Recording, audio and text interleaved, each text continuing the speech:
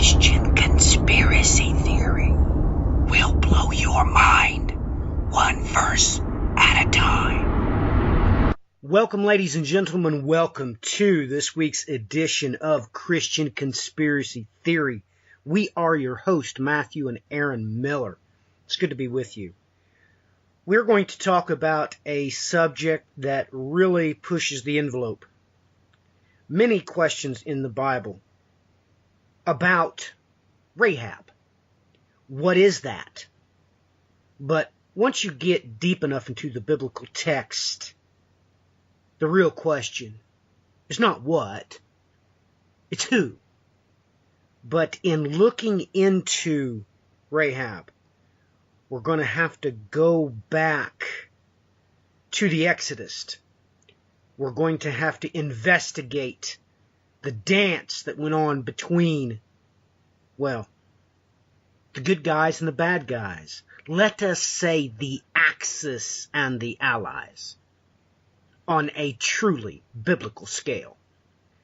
So Aaron, why don't you jump on here and describe our initial conversation that led to this topic, and then just jump right into it. Let's get this show on the proverbial road, so to speak. Okay, so my question began with Exodus chapter 7, verses 9 to 13, that God said to Moses, "When Pharaoh speaks to you, saying, 'Work a miracle,' then you shall say to Aaron, 'Take your staff and throw it down before the Pharaoh, and it may become a serpent.' So Moses and Aaron came to Pharaoh, and thus they did, just as the Lord had commanded. And Aaron threw his staff down before Pharaoh and his servants, and it became a serpent. Then Pharaoh also called for the wise men and the sorcerers, and they also, the magicians of Egypt, did the same with their secret arts. For each one threw down his staff and they turned into serpents. But Aaron's staff swallowed up their staffs. Yet Pharaoh's heart was hardened, and he did not listen to them, as the Lord had said." So my question was, how did these magicians, these sorcerers, how were they able to make their staffs come to life and turn into serpents? And we know how Moses and Aaron's staff were able to turn into serpents. God said, and so the question had always been in my mind: how were they able to do that? And the first thing I want to point out here is when it says serpent, it actually is dragon in both Hebrew and Greek. The word here for serpent in Hebrew is tanin, which is the Hebrew word for dragon. And the Septuagint gives drakon, which is where we get our word dragon. So everybody gets this idea of a bunch of snakes here, but literally it says they turn into dragons, and we'll get back to that later. But how were these sorcerers able to do this? And this wasn't the only time Pharaoh's sorcerers were able to do something. In chapter 7, verses 21 to 22, it says, that when Moses struck the Nile, the fish that were in the Nile died, and the Nile became foul, so that the Egyptians could not drink water from the Nile, and the blood was through all the land of Egypt. But the magicians of Egypt did the same with their secret arts, and Pharaoh's heart was hardened, and he did not listen to them as the Lord had said. This was when this was one of the plagues of Egypt, where the Nile was turned into blood, and literally all the water in Egypt was turned into blood. It says even the water that was in the pots. I will also point out that the same thing happened in Exodus 8, verse 7. The magicians did the same with their secret arts, making frogs come up on the land of Egypt. And then finally, in Exodus 8, verse 18 to 19, the magicians tried with their secret arts to bring forth gnats, but they could not, so there were gnats on man and beast. Then the magician said to Pharaoh, "This is the finger of God." But Pharaoh's heart was hardened, and he did not listen to them, as the Lord had said. Moreover, in Exodus verse 9, verse 11, Exodus chapter 9, verse 11, the magicians could not stand before Moses because of the boils, for the boils were on the magicians as well as the Egyptians. So we know the 10 plagues of Egypt, and by the time the boils came in Exodus chapter 9, they weren't able to summon the same curses as God did. So how were they able to do this? That was my question. And I always knew, since I was really little, like, I was studying this when I was at least 10 years old. I was studying the Leviathan and the dragon Rahab mentioned throughout the Old Testament. And he is described as a dragon in Isaiah chapter 51, verses 9 to 10. Awake, awake, put on strength, O arm of the Lord. Awake, as in the days of old, the generations of long ago. Was it not you who cut up Rahab in pieces, who pierced the dragon? Was it not you who dried up the depths of the sea and the waters of the great deep, who made the depths of the sea a pathway for the redeemed to cross over? So here this Rahab is described as a dragon. This isn't the only place, though, that this Rahab is mentioned, and so first mentioned in Job chapter 9, verse 13. God did not turn back his anger. Beneath him crouch the helpers of Rahab. In Job 26, verse 12, he quieted the sea with his power, and by his understanding he shattered Rahab. And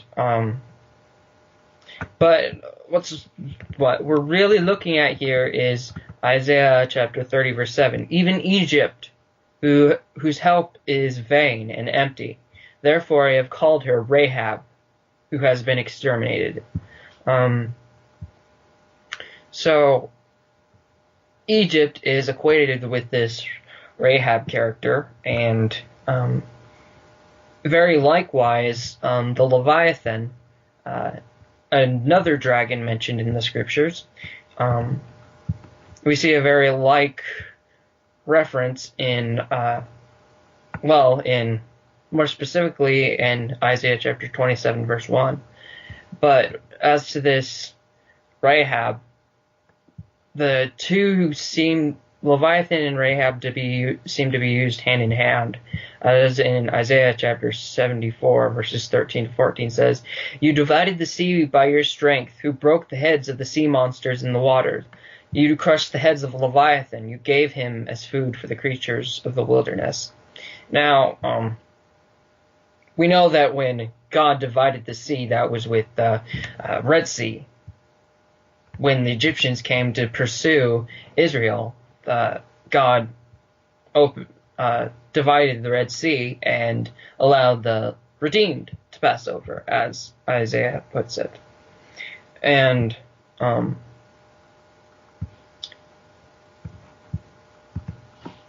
as the book of Isaiah puts it.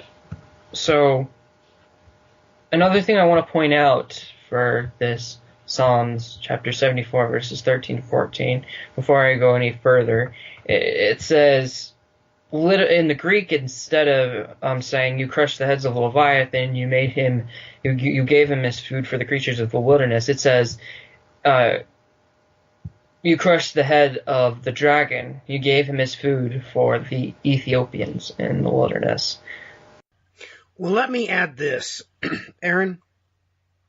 What you just said is one of the keys that I got to unlocking this whole mess. You begin to understand that this Leviathan is a coalition of angels. It's when they've made a pact. When they make a pact, they make a dragon. And with the staffs and everything that worked out there in Egypt, the real question is that was it Moses dancing with the magicians? Or was it the Exodus angel dancing with the other opposing angelic host? Here we have its name, this Leviathan, this beast. This is a beast that's formed just like Daniel talks about a beast. We have a beast in Revelation that is certainly different from the other ones. It is a coalition of angelic hosts that come together and make a pact. Now, you can also deduct from this, from Ezekiel chapter 29, verse 3, that their borders are, by one extrapolation, rivers. We have this geographically here in the United States. Everybody knows about the 100th parallel, which, as of late, it's been in the news that it's actually moved, it's migrating.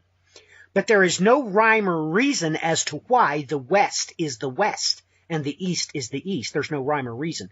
It's just simply you cross the Mississippi River, and all of a sudden it's a dry, arid climate with no rhyme and no reason. It's just there. It's always been there. It was noted by Lewis and Clark. It's a historical fact. Something divides this land down the middle, and its border is the Mississippi River. So we get this in Ezekiel chapter 29, verse 3.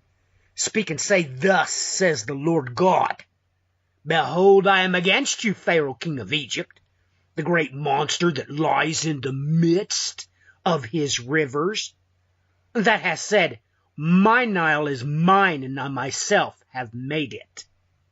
So with this, we're able to understand the geographical borders.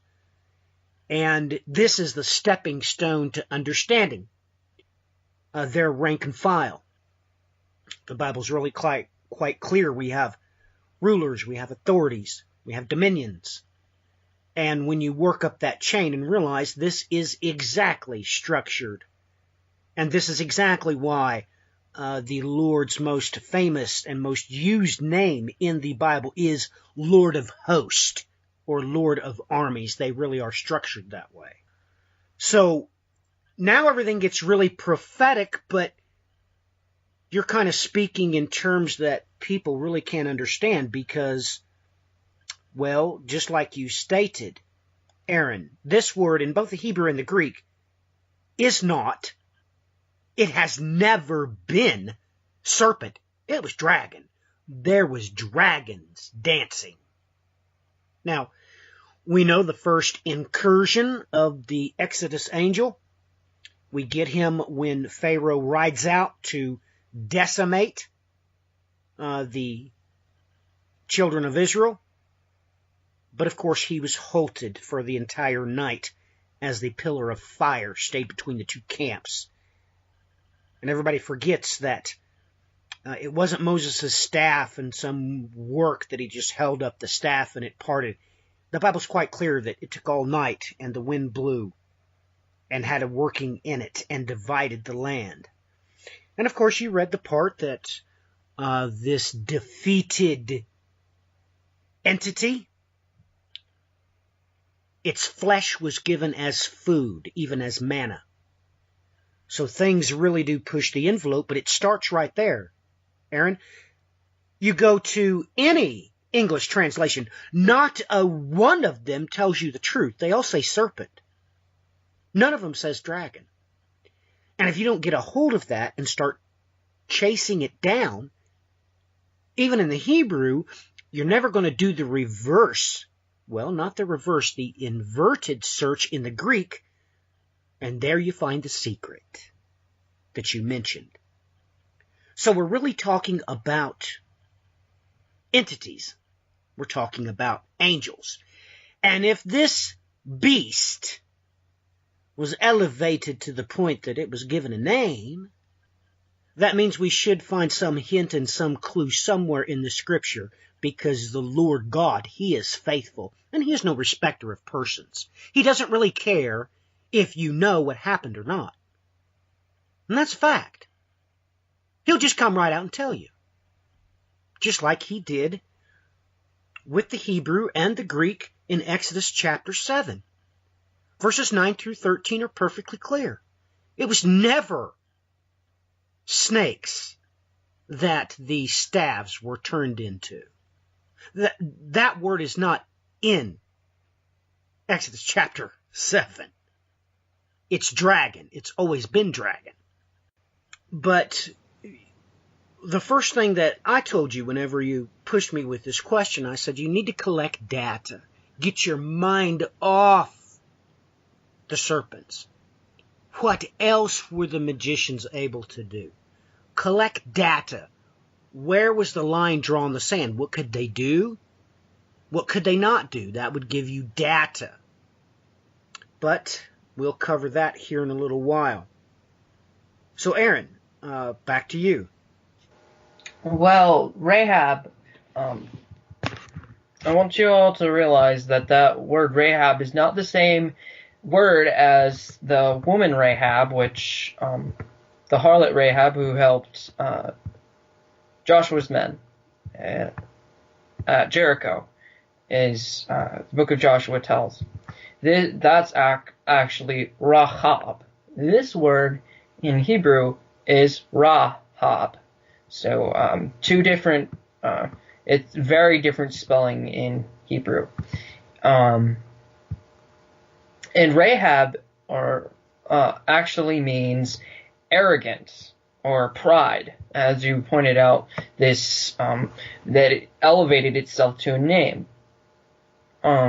Leviathan also, if you break it down, means the writhing serpent. The writhing dragon. That's when you really get down to the root of it. And so these names are kind of like just a title for what they were trying to do. Which holds true. We know that the two angel names that we are given, Michael and Gabriel, we know that they stem from a root. They actually mean something. So that holds true with the entire text. But let me ask you this. Did you find anything in the book of Enoch as relating to what type of spells or sorcery that these Egyptian sorcerers were performing? I know that there's a list given in the book of Enoch as to about what went down. What did you find there in the book of Enoch concerning these things, Aaron? Well, in Enoch chapter 7, verse 1, according to my translation, it says that these angels taught them pharmaceuticals and enchantments and root cutting and showed them botany. And I really had to break this down, this saying, because there was a lot of words that have an alternate meaning nowadays. As I use the word pharmaceuticals for pharmakia, pharmakia became known as the use of drugs for sorcery. And but when you break down to the origin, it literally means a drug. And so I use the word pharmaceuticals, and the people, when they look at this verse, they look over and say that there's just talking about magic and things like that, but not necessarily.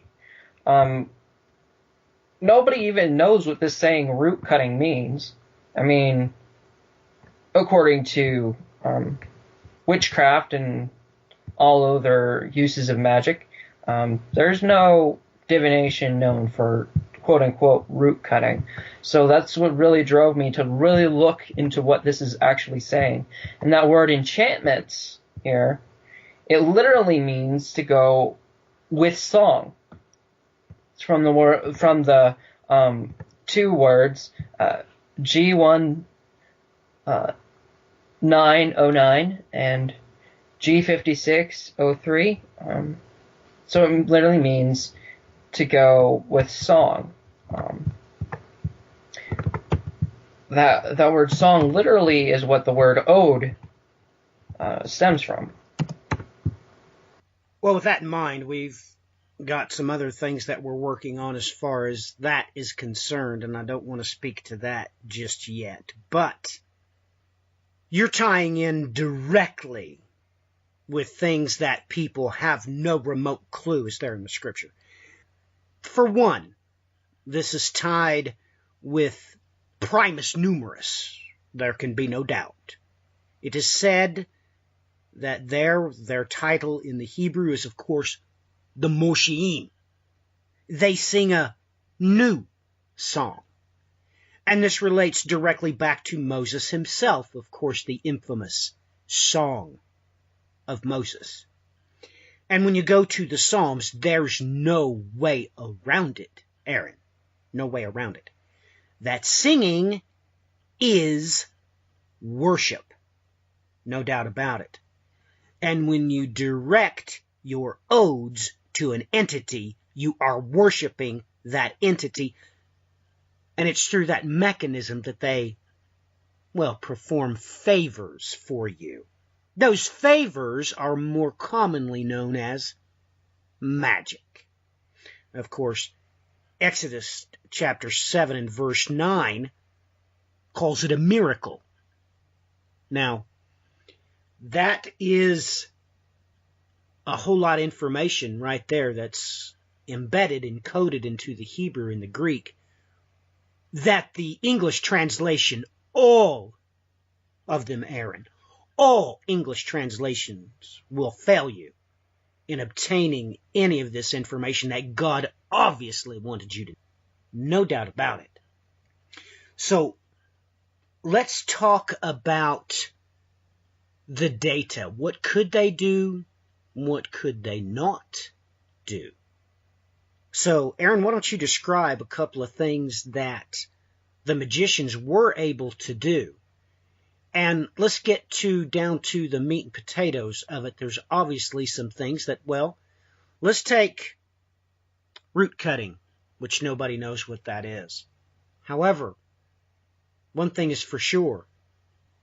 If you contaminated the Nile with something that would force out the frogs or kill the fish, and if an angel was to tell you that information, bingo, you have a direct hit.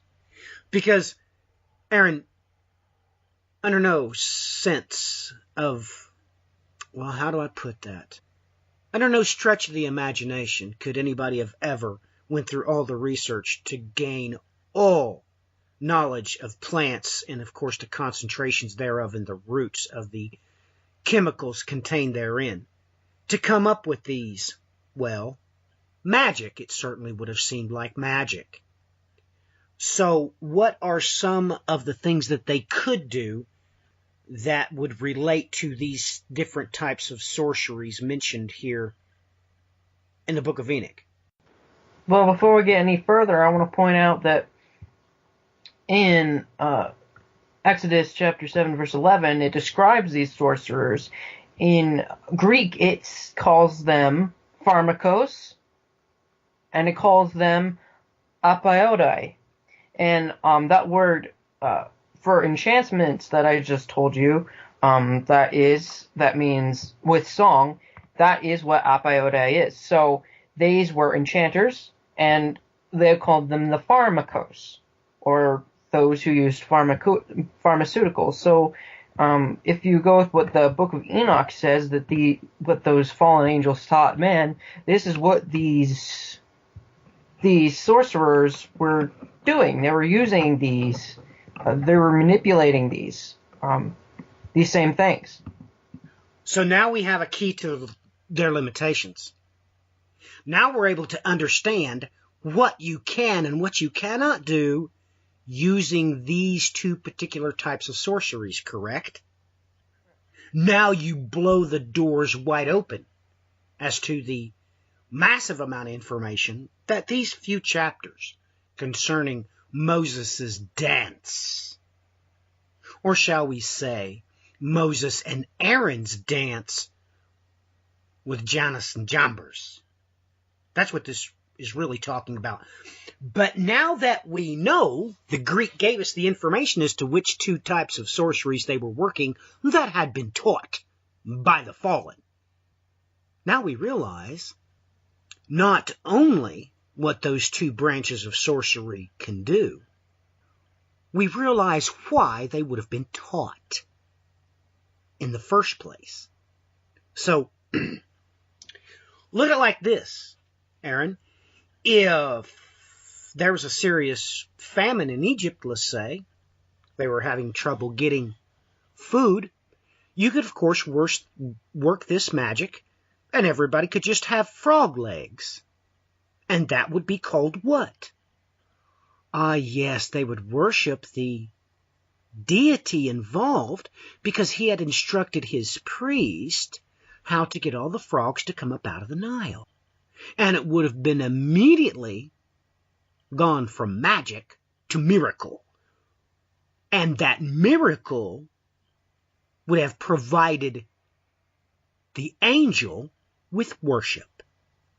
So, now we're into different things. Now we have to open the door. Now we have to realize what God may have actually been telling Moses. This is a riddle, ladies and gentlemen. Was God meaning that he would take Moses and Aaron's side with the Exodus angel while this dance was going on? One thing's for sure. In the Greek, you know of the great day if he who sitteth upon the throne. That is the same word used of, Pharaoh. So the stage was already set prophetically. Stage has already been set. It's just that the English translations were falling so grossly short. These things could only be reconciled and investigated in the language by which God spoke them, Hebrew and Greek. So that makes me think, Aaron, I already stated that God is no respecter of persons, and he'll just tell you what he did. And more oftentimes than not, he don't have a problem telling you what exactly happened. He don't have a problem with it. You ran into this when I gave you a couple of verses to translate from Isaiah. I said, well, look at the Septuagint. You're having a lot of trouble with the Hebrew. Well, try the Septuagint. God will come right out and tell you. Remember the schematic that I had you make up for it? And you come to me and say, Daddy, this can't be right. The Bible can't say that, well, that's just not a senator. It's a particular type of senator, and the exact particular type that we've ran across again in recent conversations with, yes. In our last program, did we not talk about the riddle of the two prophets and the two witnesses that were so very strange? One a lion that didn't even finish his supper, and his strange companion, yes, the donkey. So, let me put this question to you, Aaron. Have you looked into who these two captains of the host could have been? Is there, because remember, it takes two captains to create a beast, to create a Leviathan, to form a pact, just like the pact that is described in detail in your Enoch translation. It's described in detail. And that took a little bit of song too, of course, didn't it, Aaron? Yes, they took an oath. Another word for that, of course, is ode. But have you searched the scriptures for maybe, because if you can find two, it's God's sense of humor, because he's no respecter of persons. So have you investigated the scriptures? Have you come up with any names that would tie back to multiple Egyptian deities? Both of them are in Jeremiah chapter 46. And Jeremiah chapter 46, verse 15, it gives the first one. it describes one Apis, which was a deity in Egyptian mythology. I'm actually quoting the Septuagint on this. I'm actually going to read from Thompson's translation. And it says, "Why did Apis flee from thee? Thy chosen bull, why did he not stand?" So Apis was a god often equated with Osiris in Egyptian myth. So that's the first one. He was, well, as we see in this verse, it describes him as a bull, a sacred bull, and in Egyptian myth, that's all his drawings. Every time they showed him, he was a bull deity, and we know that also the false god Moloch was also equated with, shown as a bull. So we know that the angel Moloch might actually be the same entity, this Apis. And but this is the Septuagint.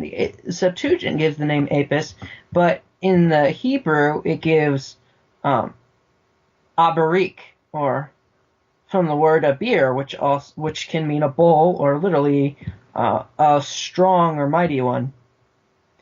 And so that would be our first entity, the Apis, the bull god of the Egyptians. The second one was Ammon.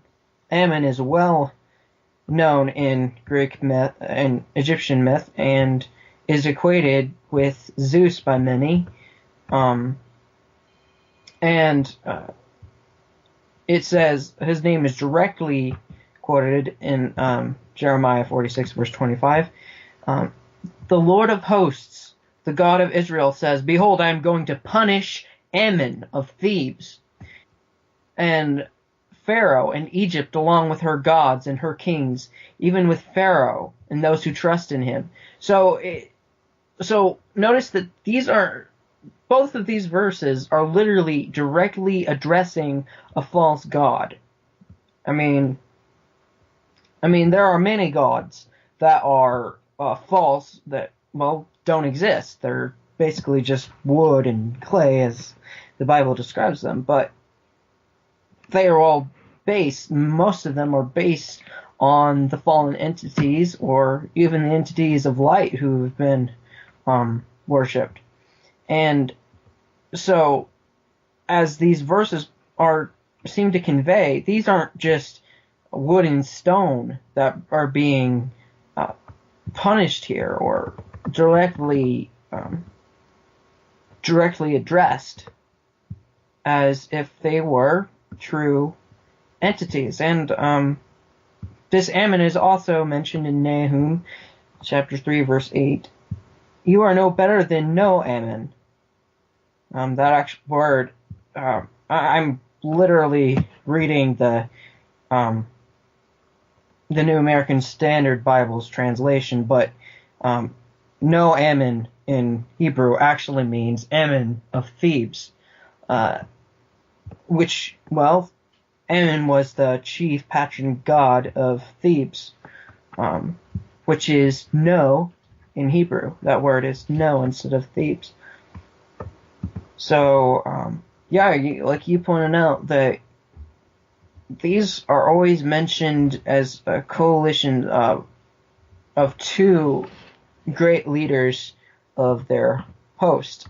As we know in the book of Enoch, there was Azazel, and there was Azza, or Semyaza. And so that was the first one, the first Leviathan, and now you've stumbled onto this one, Rahab. Well, I actually been studying this for most of my life now. Rahab. Was you expecting God to just come out and tell you? Because the history in Egypt isn't very well, especially with Ammon. Did you look to history to any special occurrences with this deity? Because he caused quite an uprising, didn't he? Well, he was often known by some as Amun-Ra, literally a fusion with the sun god of the Egyptians, Ra. That's right, and for a time he exercised dominion over the whole entire place, did he not? Well, he was the chief god of the Egyptian pantheon throughout the New Kingdom, except for the Attenist heresy, or when one of the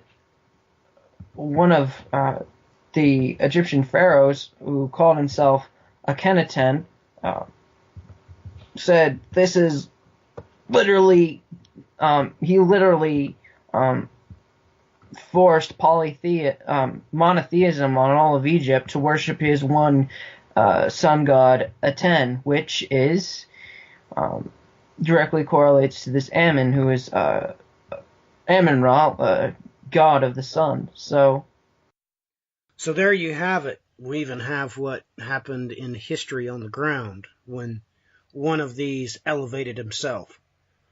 And now we know how they exercised dominion over the children of Israel, because Ammon made a pact with Apis. No doubt about it.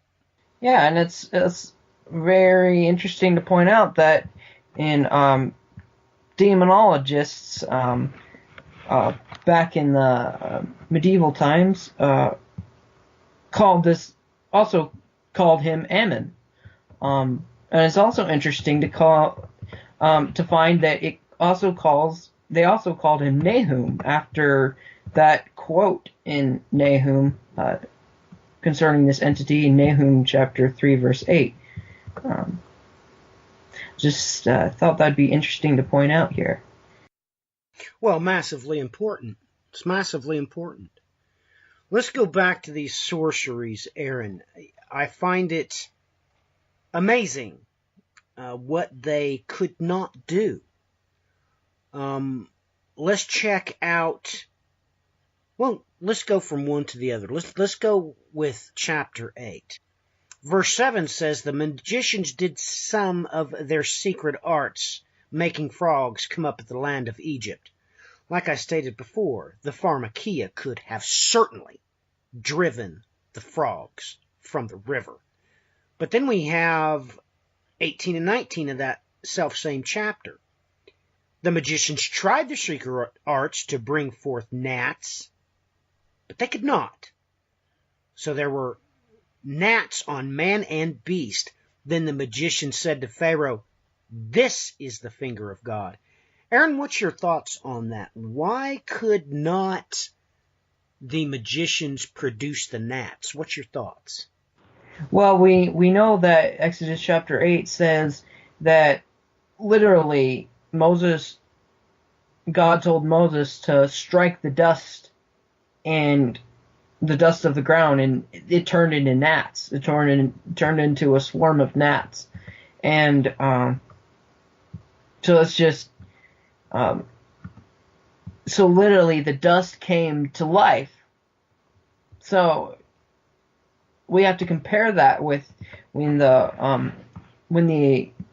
these magicians also were able to turn their staves into dragons. Into dragons, and so they were able to make some life, or could we really call it life? Because that was something I really was asking you about in that same conversation, was did they bring these things to life? And because that's what we're really talking about, whether if they could turn a staff into a living snake is really the thing that is really what's of the greatest importance in this topic. But here, these magicians weren't able to turn the dust into gnats. And that might well, let's just think of it. That if you were to turn just a staff into a snake, that could be easy, but turning dust into millions of little gnats is quite another. Well, you're working with numbers, for one. No doubt about it, you're working with numbers. But do not fail to remember what was special about Aaron's staff. Well, this staff was also the one that budded. Correct. Let's extrapolate from that. A staff was at one point alive, was it not? Yes. You take a living tree, cut a branch off of it, and that's what you make a staff out of. However, Aaron, at no point in time was the dust alive. At no point in time. So, look at it this way. By taking that which was at one point living material, you simply performed a resurrection into a different form. Does not the New Testament scream out about this? It says that, well, plants are of one type of flesh, and people are another. And it says beasts have another type of flesh. We take this right back to Genesis, of course, when God stated why he had to bring the flood and wipe out all living things. It states very plainly, all flesh was corrupted. So now you're crossing the line with what I talked about earlier. Was God taking the side of the angelic host accompanying Moses and Aaron? That's the real question. Well, I always, it is well known that there was some sort of use of evil angels with this incident, and it says that God shattered Rahab and fed, and in Psalms chapter 74, the flesh of the dragon was given to the children in the wilderness, the people in the wilderness. And so when we think about the flesh fed to the people in the wilderness, we should think of manna, which was, as the Psalms describe, called the bread of the angels, or literally their food. So the food of these angels was given to the Israelites while they were in Israel. And that's not the only thing. Okay? So it seems that when this host was defeated, they were forced to be used against their own cause. Let me describe myself further. In Psalms chapter 78, verse 49, when it describes the 10 plagues of Egypt, he says, "He sent upon them his burning anger, fury and indignation and trouble, a band of destroying angels." Or, literally in the Hebrew, evil angels. He sent a band of evil angels. And that correlates back to the slaughtering of the firstborn. Let me bring up Psalms chapter 78 in my Bible. So literally it says that God sent these evil angels against them, and when we go back to Exodus chapter 12 verse 23, when it describes the destroyer who went to the angel which God sent to kill all the firstborn in Egypt, the last plague which caused Pharaoh to let the Israelites go so that they could go into the wilderness to the promised land. This is what it says: "For the Lord will pass through to smite the Egyptians, and then when he sees the blood on the lintel and on the 2 doorposts, the Lord will pass over the door and will not allow the destroyer to come into your homes to smite you." Okay, so first God says that the Lord was going to kill them, but directly it says he will not allow the destroyer to go into the house and kill. And that word destroyer is shachath, and it also means a corrupter. That same word in Genesis chapter 6, where it says all flesh was corrupted.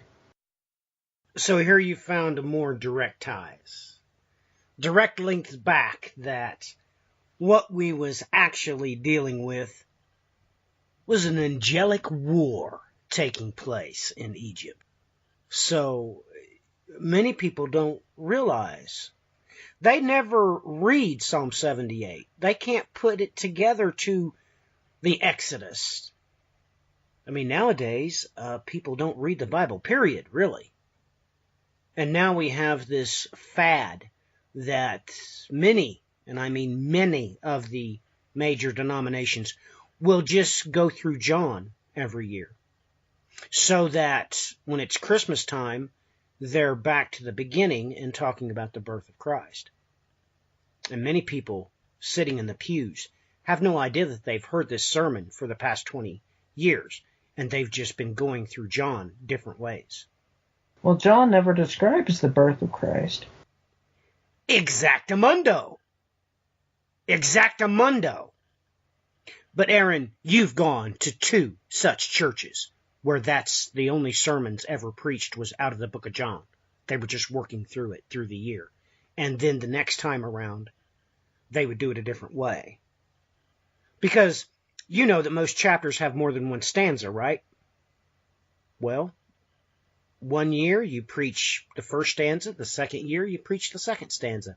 And the parishioners have no idea what's going on. They're not being taught anything. They're just being recycled John.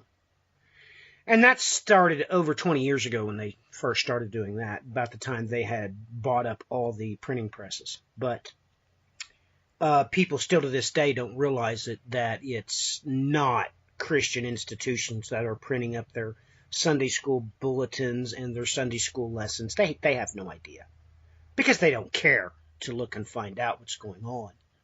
But that's neither here nor there with this study. This study brought us to the simple fact that if you can't get to the original language which God spoke it in, you're being left completely in the dark. You had no way of discerning that what was going on in Pharaoh's throne room was an angelic war. These angels had taken sides, and God come in and issued judgment. That's exactly what happened. But if you read there that it's just the staves were turned into snakes, you don't have a hint. Therefore, you'll never look for a clue, Aaron. You'd never know to look for a clue if you hadn't looked at this in first the Hebrew, then investigated the Greek. You would have had no idea that God would have the audacity to tell you the names of the angels that took this pack to create this Leviathan named Rahab. You'd have no clue that this Rahab was any different than the harlot that helped the children of Israel and their spies. You'd have no idea. You'd think it was the exact same word. It's the exact same name. But this spawns another topic we're going to have to talk about, this type of sorcery that they were dealing with. Everybody deals with the pharmakia, of course. But this other sorcerer that opens all kinds of doors, especially with the simple fact that, well, singing is worship. It is worship. That's what it is. And if you sing a song to something other than the Lord thy God, that is worshiping a false deity. So if you stand back at what I was saying, I was pointing out this corrupter killing the firstborn of Israel, and the flesh of the dragon being given to the people in the wilderness. So how would you interpret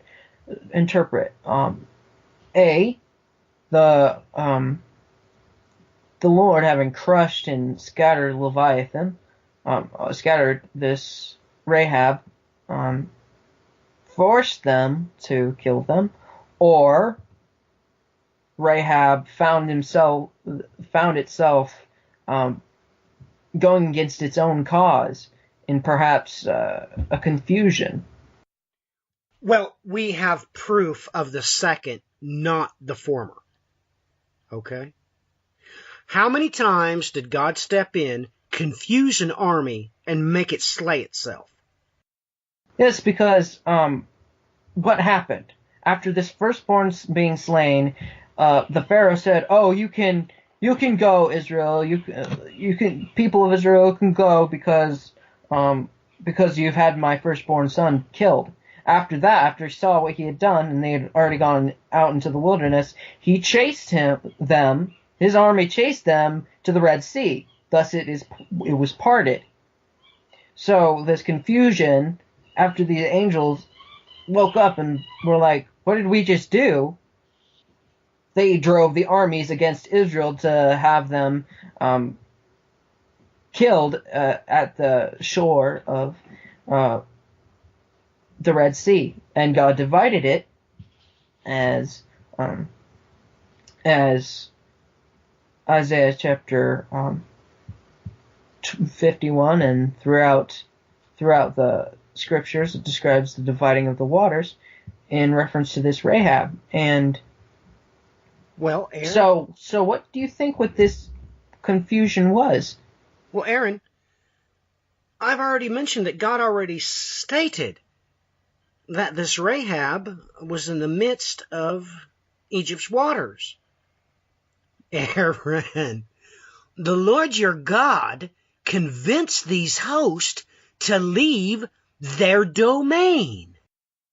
Why would they go against their own people and kill the firstborn of that people? Because the Lord, He is God. And Aaron, let me ask you something. You do realize that the Hyksos invasion was the result of the Egyptian army being wiped out, correct? Yes. So, you think that once God showed up, these angels didn't know what the end game was, and they thought it wise to maybe let's get rid of these guys because God's going to make these Hyksos come in here, and we want them to worship us, so we know that we're about to get a pinch hitter here. That's a term from baseball. God's about ready to swipe out the people in charge. So we need to go ahead and deal with the problem, get these new Hyksos leaders in here so they can worship us. You know, Aaron, I'm describing to you what happens when a company does a takeover of another company. Aaron, this is common knowledge. You do not control a company, no matter how much you paid for it, until you have your management in place. That's common knowledge, Aaron. You do not control a company, no matter if you got the deed to the building, the whole 9 yards, until you have your management in place. Now, it seems to me that's exactly what happened. Well, because that is what happened. Once the Egyptian army was wiped out, the Hyksos walked right in. It seems like to me that these angels that is over this domain, they were informed what God decided. This is how it's going to be. So they were just doing what comes natural to them.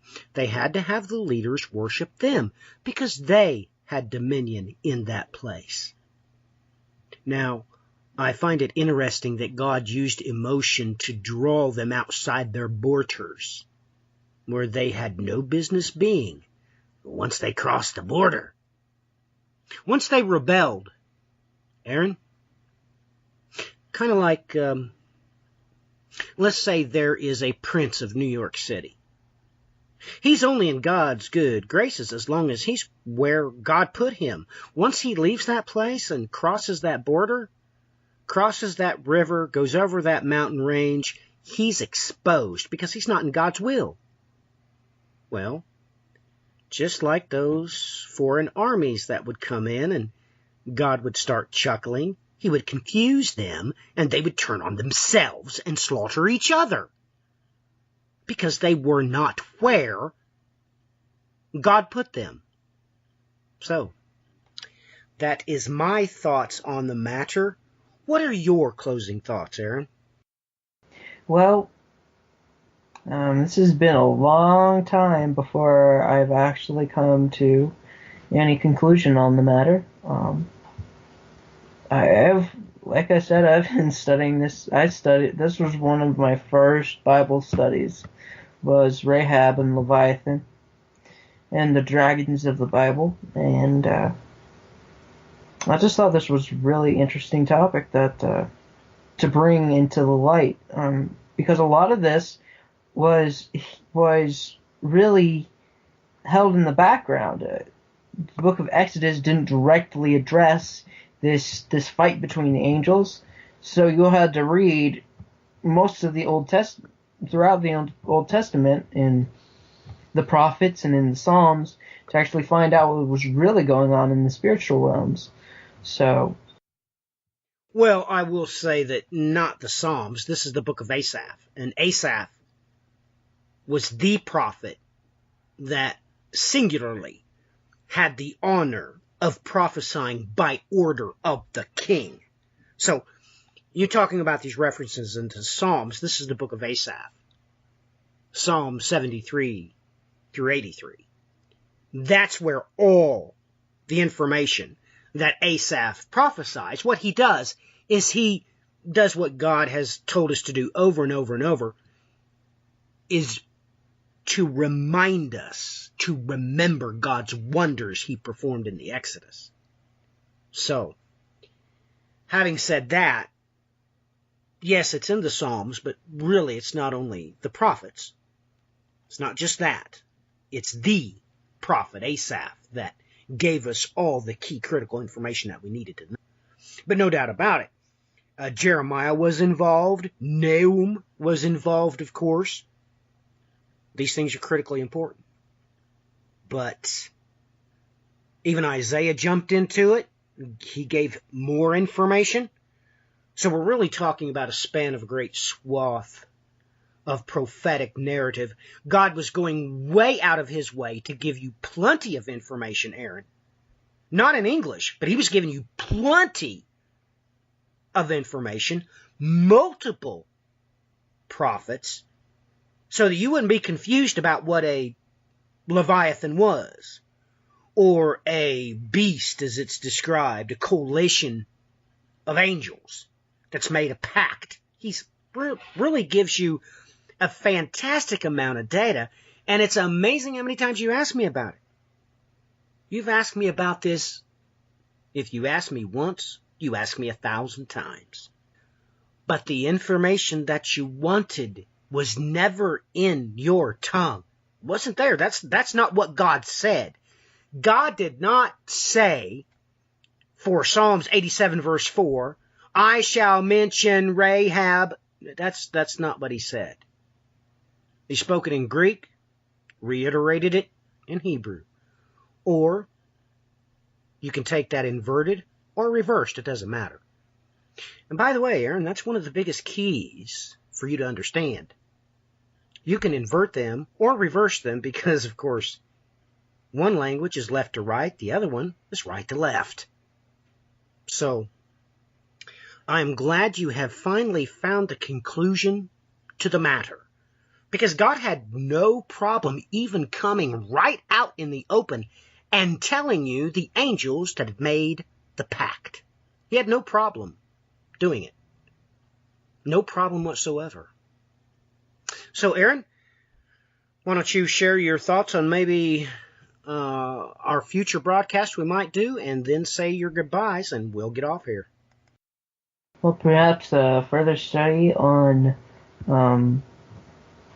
the fall of the Watchers and what they were really doing as described in Enoch chapter 7 to 8 when they fell. What was their real agenda? And it was good having another Bible study with you guys. God bless y'all. Until next time, ladies and gentlemen, Christian Conspiracy Theory signing off.